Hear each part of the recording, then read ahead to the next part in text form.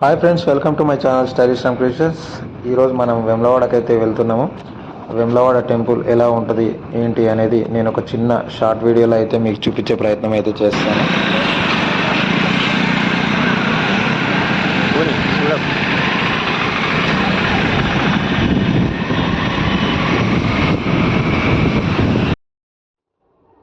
మనం వెమ్లవాడకి అయితే వచ్చేసాము.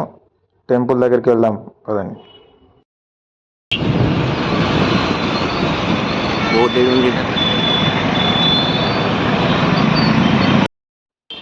చూస్తున్నారు కదా, మనమైతే టెంపుల్ దగ్గరికి అయితే వచ్చేసాము. మనం మెయిన్ ద్వారం, ప్రధాన ద్వారము టెంపుల్కి మనం ఈ విధంగానే లోపలికి అయితే వెళ్ళాలి.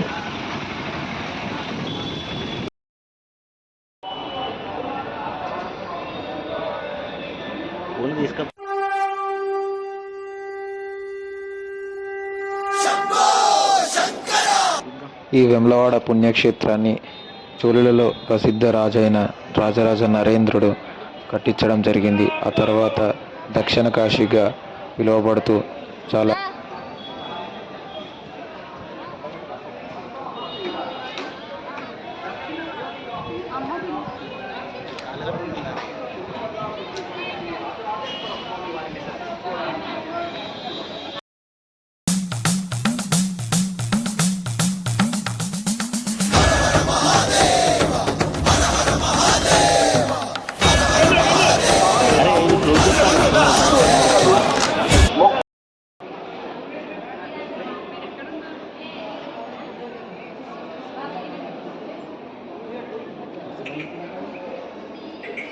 చూస్తున్నారు కదా.